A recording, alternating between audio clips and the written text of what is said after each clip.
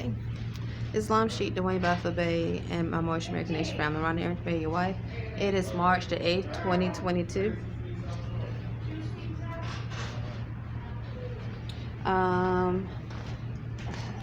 I was 8 minutes late from break. I had no idea.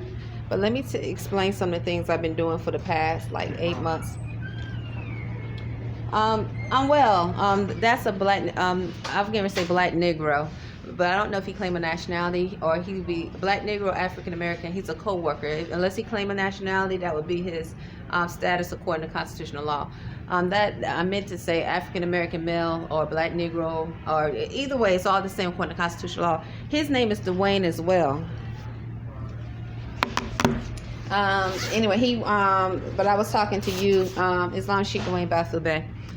It's just like, so odd. His name is Dwayne, your name is Dwayne, and then I work with two other co-workers that are from Senegal. They're from Senegal, and I used to be married to someone from Senegal.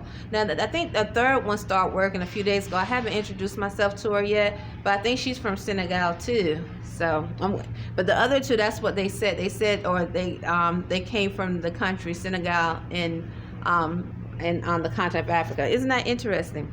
So let me explain something. Okay, so today I was like 4 minutes late, and I gotta hurry up. But this is what I usually carry with me. The reason why I do this, and I'm not accusing Burger King, but I was giving testimony of hearing someone. These are personal things that I keep that I feel like I didn't want to. So I carry this. I live my domicile extended stay America. People are still, I hear them say Burger King, military, brother, at extended stay America. So this is what I carry. I've been carrying this for a very, very long time, many months. And so what I try to do is leave out early enough so I can have time to put everything in the lockers here. Burger King has lockers. It takes time to put all this in a locker. So I have my book bag. Okay. And then I put the blue bag on top of the lockers, and then I have my purse.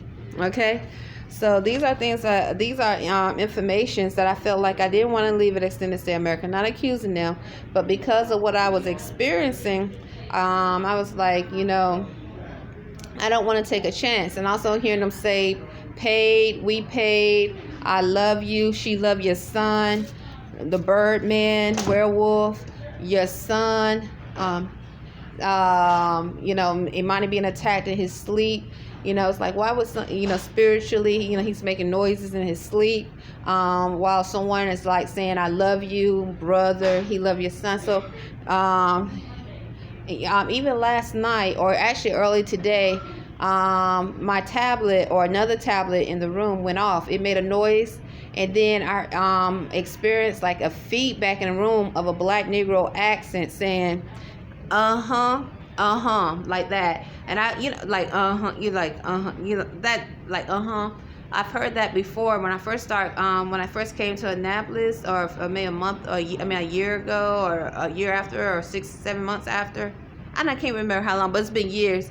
And I was documenting hearing the accent of black Negro African American males saying in an odd manner. So this is what I take with me. But now I brought a chest. Let me put this back up. Imani and we invested in a chest with a skeleton key. I've been carrying this for months now. It's been a long time. I've been carrying this information with me, and it's heavy. And then I go to the grocery store, and I carry it, carry the groceries and so forth. And Imani and we walk everywhere in Annapolis. So anyway, to make a long story short, I probably would have got clocked in on time today if I didn't have to take time to put this information in the locker, put my stuff in the locker, and then take off. So I clocked in at 10:04. This was a late day altogether. I clocked in at 10:04. I probably walked in the building at 9:58. You know, still running late, but would have had enough time. Let me make sure I have everything. But because I have to carry the stuff and put the stuff up, and I didn't want to come, a lot of times I've had the manager say, you know, make sure you're ready when you come on. And that's been a challenge for me, having the stuff and so forth. And then if I have to use the restroom. So if it's slow, you know, yes, I go and use the restroom. But I try to do what they say, because I understand if you have people waiting to have their order taken and then you go to use the restroom, or you're still putting things in the locker. So I try my best, and then I, you know, unwrap my hair. So, but this usually doesn't take that long. But what really was taking a long time is putting this stuff in the locker, because the lockers are small. They're not big. They're very, very small, so I really had to make sure it's nice and neat and folded a certain way. So today was, I've been trying to do really good with my time, coming in on time, having enough time to do these things. And when I say coming in, that means clocking in on time. Clocking in on time, and then my breaks, watch the time, because you're supposed to look at the time and then clock, you know, and 30-minute break, you come back in. It's easy, well, at least it has been for me. It's easy for me to look at the time wrong, and I assumed I had more time today. I was a little bit upset because I just got through taking an order from when I came in. I clocked in at 10:04, so I was done counting the drawer by 10:05. It was $100 or less. Then I took an order. It was 2 black males, and then they stood to the side. They had ordered lunch during the breakfast hours, so I called out the fries. The cook dropped a large basket of fries, and I saw fries in the bin, and I was standing next to Thomas, and I was like, Thomas, these fries here because he was there when the cook, I guess he told the cooks to drop them.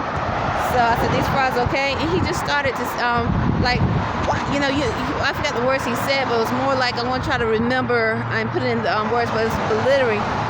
Why would you ask me a question like that? And he was just moving around like he was upset, like, you know. And see, the thing is, before he did that, he went around the corner after,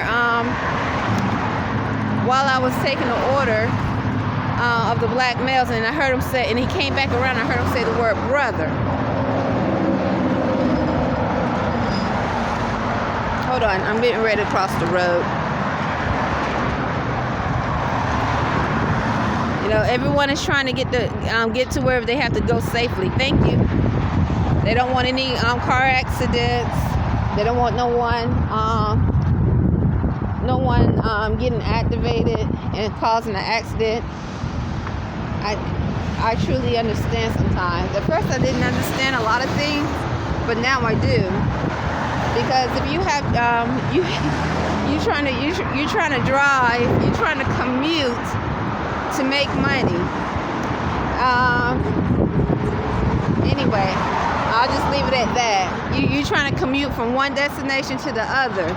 This is why one of the guys was saying that was speaking about freedom, how it's important to never to fight for your freedom.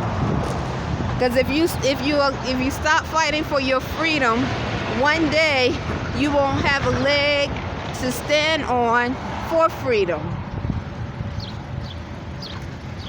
So if you feel like you have to behave a certain manner because you don't want anything harmful to happen to you and your children, it's wrong. But anyway, so let me continue.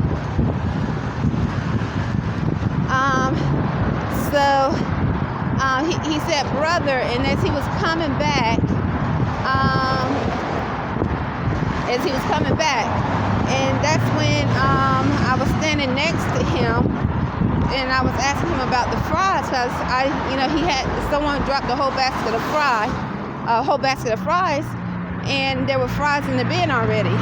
And remind you, I looked at the time when he started to belittle me. There's a clock above where the fry station is. It said 10:20, okay? And he was just like, why you ask me a question like that? And I mean, the customers are at the front counter. And he was like, you see, this is what I mean. Rhonda, the fry is supposed to stay in the station for 7 minutes. I said, Thomas, I just got here, you know? And so it was 10:20 according to that time. Think of the time for me to take the order, okay? I clocked in at 10:04, okay? I had to count down the register. And then I turned around to prepare the meal. So I didn't know if how long the fries were there. So I asked him what I thought was a legitimate question, and he started belittling me in front of the customers.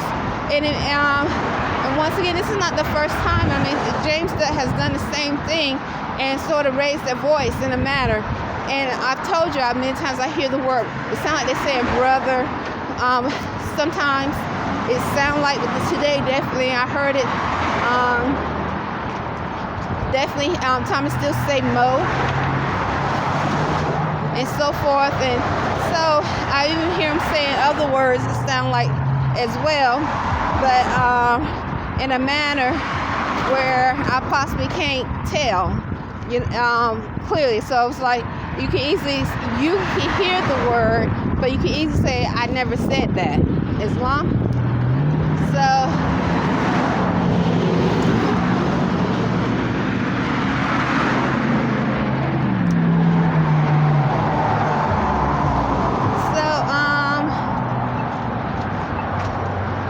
Anyway, so this is the issue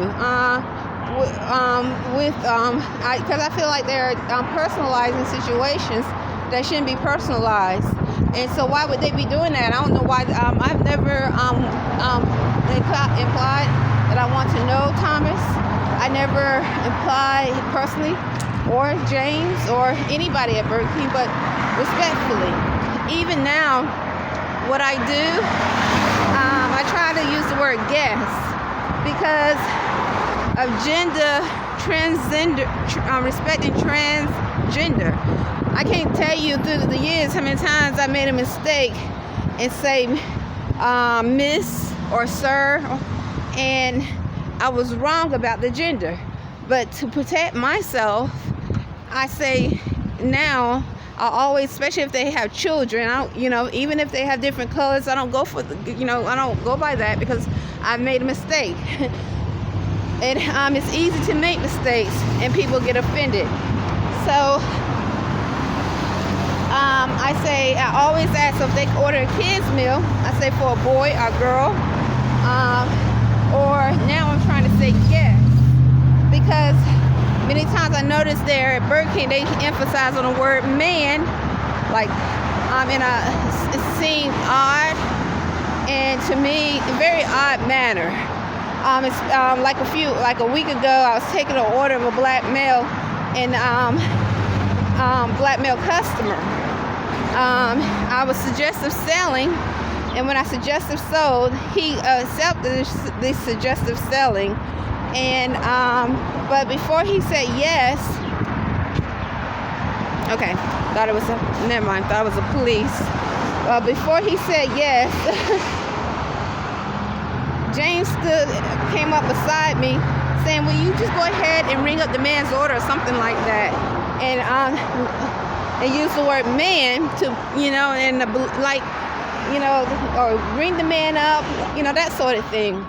And the word man, like even when I told Carl about Thomas addressing me as Mo, he kept saying Mo man, Mo man. When I asked him, I was like, did you,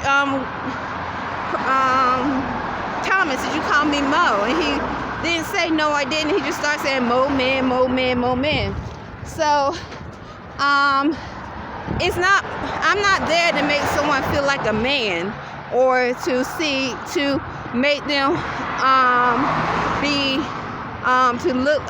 feel manful. That's not, but I am there to give great customer service the best way I can and respect people's boundaries. Now,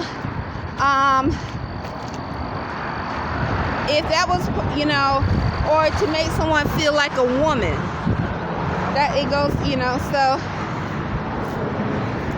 and I have, whatever they tell me, I try to do. If Thomas, James, or Phyllis say do this, do that, I try to. Whatever they tell me, or when there's confusion, I try to bring it up. So the one manager say this, the other manager say that. But and that's respect. But I have never personalized any relationship with them or anybody here in Annapolis, Maryland. Neither have Imani. So I didn't understand why Thomas kept saying mo man, mo man, mo man. And this, once again, I never addressed him in a manner where he should have felt like he needed to say mo man to me. He did try to address me as love, and so forth. And I told him, I said, that's too personal. This is, the word love is way too personal in a business atmosphere.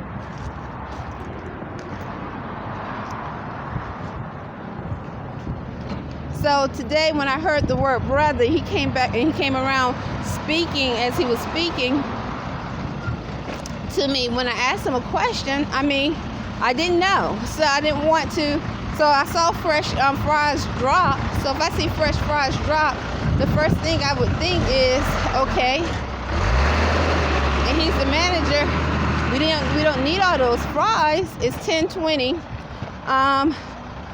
That those fries that were there were no good, but I wasn't sure, because that has been a thought been addressed as well as throwing away food. It's like hearing someone give away food and then throw away food.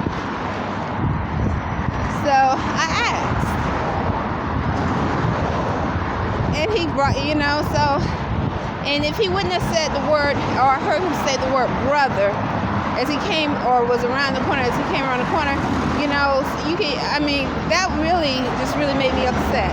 But it's not, I've heard the word brother so many times. So, and from different directions. And at Burger King. So, nonetheless, I was upset still on my break about it, because I can understand once again if I knew them personally, or I imply I want to get them know them personally, or those that know them, their friends or whatever, but I have not.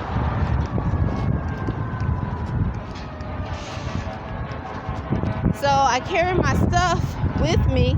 So to make a long story short, this stuff, I was on my break and I was tweeting about me seeing feathers on my path to work, and hearing people as I walk by say, that's the Birdman, black males and females looking towards my way, still hearing them saying brother, as if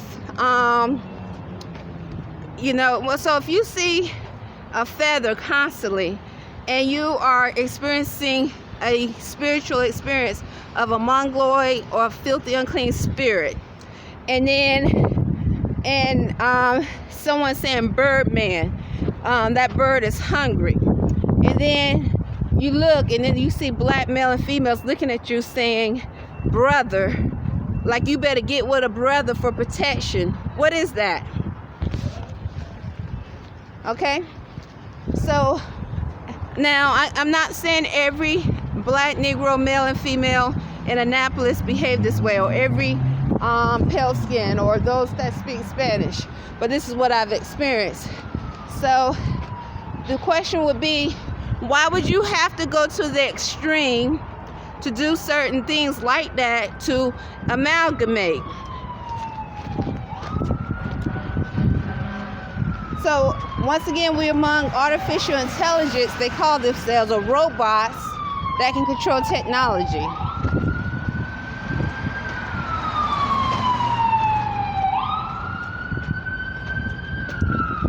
So nobody wants to be considered an animal, you would think. But I'm telling you, that's not all. You have those who want to be considered and known that they are animals, but still take the benefits and have the benefits of quote unquote human. So they want to behave and be considered and classified. They know they're classified and want to behave as animals, but when it comes to benefits of a human, they want those benefits.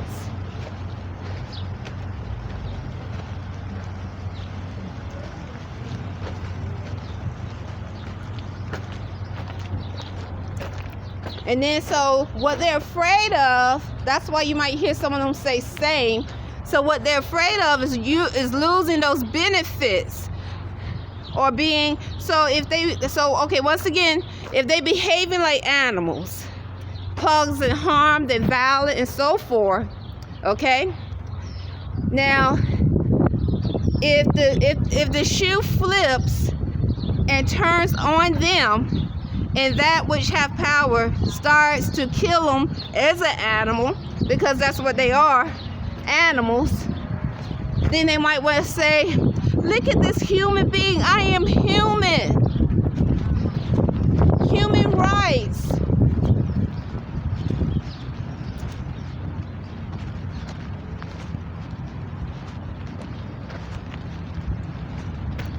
Negroes.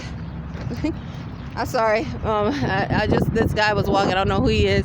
Black male, as I'm in front of me. Anyway.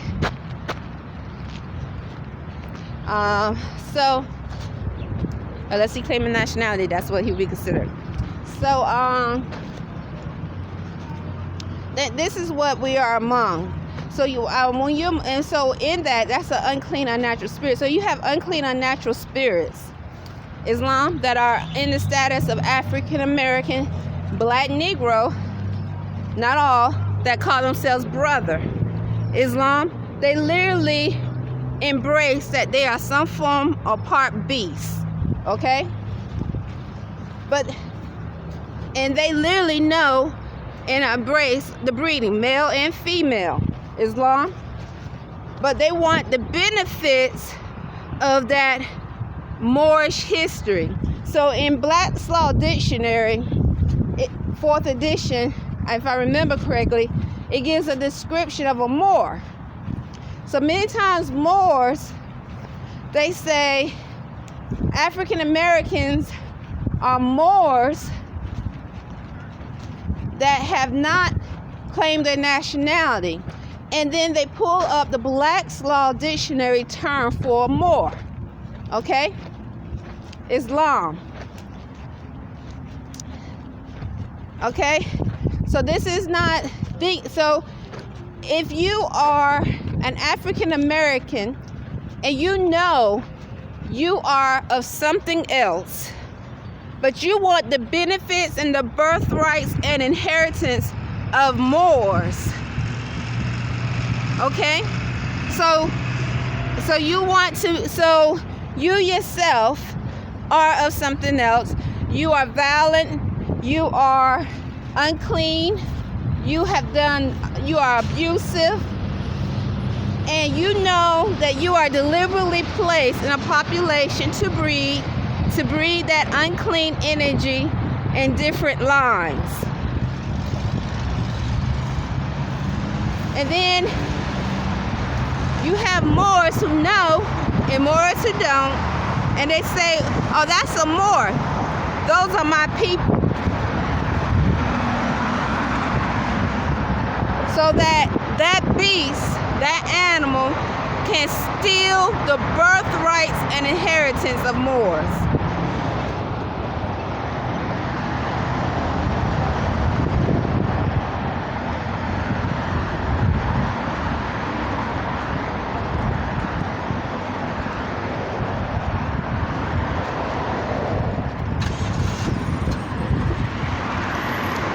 What I'm giving you is an example of those that are unclean, unnatural in spirit. Okay? abominations, and they know they are, and they embrace that they are Islam, and they don't care. They don't care about natural law. They don't care about the organic constitution, but they want the benefits of those that have birthrights and inheritance. They don't care about earth. They don't care about anything. So they're causing harm. They behave like animals. They rape. They molest. They behave in that animal state of mind, male and female. But they want the benefits of saying that they're human, that they are human, or they are more.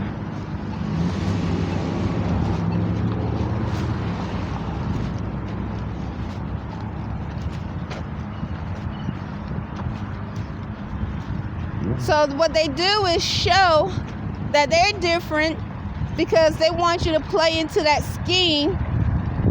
They want you to play into that scheme, that falsity, as though it's okay. But then when it spoke of brought and truth is out there of what it is, you might hear them say, we the same. We the same. That's the same. We the same.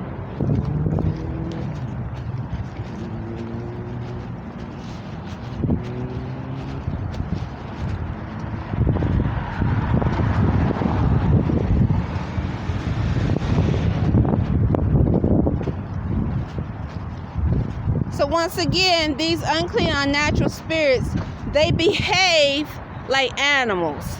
They have an animal state of mind.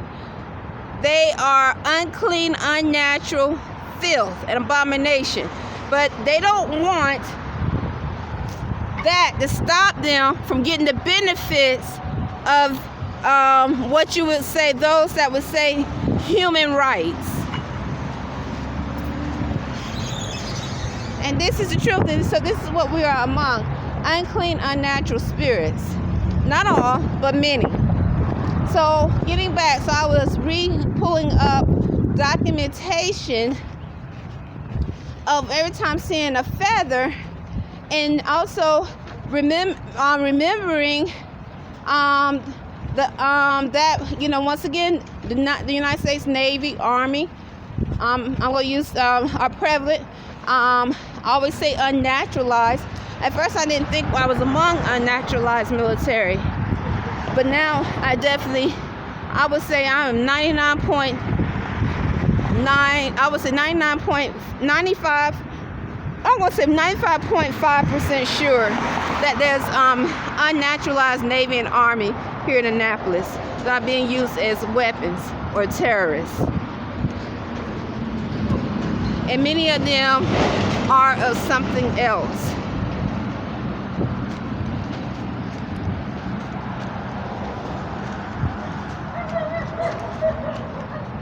Or too many. When I say many, it could be one, but too many of them are of something else.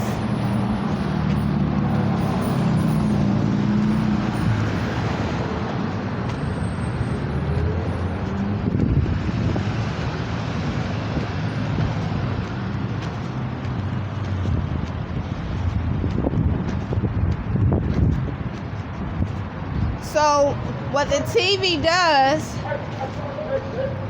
when an unclean, unnatural spirit, which has been behaving as such, unclean, unnatural, an abomination, wants to, for whatever reason, say you might see something happening on TV that looks to be unlawful. My thought is, through that satellite, you don't know what's really going on. So you can think you see, you know what you're seeing, but you don't know what you're seeing. You have no idea. In the spirit of truth, it's just like someone, like Moors online was showing how those that are pale skinned can literally cover their bodies up with brown skin. So it's like a brown melanated skin to protect them from the sun. And some of these, this brown skin, you would think you're looking at an African American or someone that has melanin, but you're not. And so they have created this skin and I say skin, but I don't know if it's how organic it is, where those that are really pale skinned, they try and protect themselves from the sun, can cover themselves up, and you look at someone, you think, oh, that's an African American, or that could be a Hispanic, or someone that's dark complected, but that person is not. And it's the same with those that can put on a mask. Like the Moors have shown how people can wear masks that look so real. You would think that is definitely my sister. That's my sister over there. Me and her, I know my sister because we grew up together. We have the same mother, but that's not your sister. So what I'm getting at is, what you think you're seeing is not always what truth is. And so this is how those that are unclean, unnatural, unlawful, outside of natural law, pray and continue to prey on those that they feel that are unfortunate, powerless,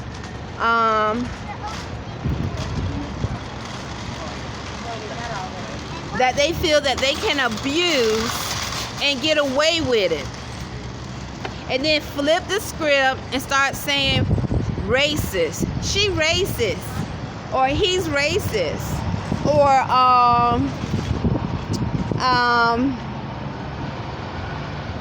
human. I am a human and I deserve rights.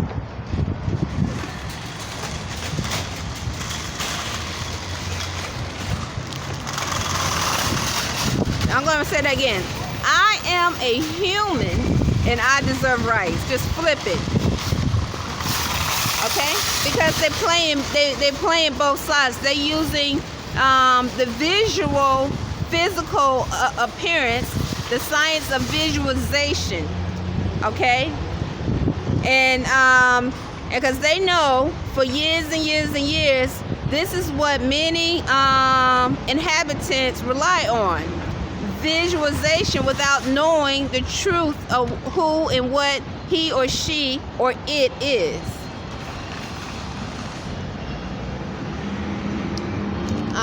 What else? Or I'm a Moor. I'm going to go apply to the nation. All the while, it is being accepted in the nation, meets a Moorish woman or man, and breed one of it kids. And then benefit from the birthrights and inheritance. Islam. So it is March the 8th, 2022. So I think that's all I really. And I had to wear some new pants today. Let me say that. I had to wear some new pants today because these are old pants, but I was rushing.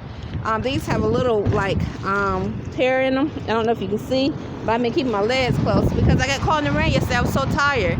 This is another reason why I was walking slow. Not only that, but because of this stuff, we brought a chest. The chest is supposed to come today with a skeleton key. It's supposed to be there by now. So we're going to start putting all our stuff that we find important pertinent in the chest at Ascendance Day America. This is Holy Day from us. And yesterday I was caught in the rain, coming back from the post office in Annapolis, sending off Imani's tax papers. And so I had to put on other pants. And so I had to really walk with my pants like this, like my legs, walk my legs down because it has a tear in the inner thigh. But I don't think you can see anything, and no one said anything to me about it. Islam. So Islam, so I gotta go. I didn't, so I was like, oh my goodness, you look at this tear.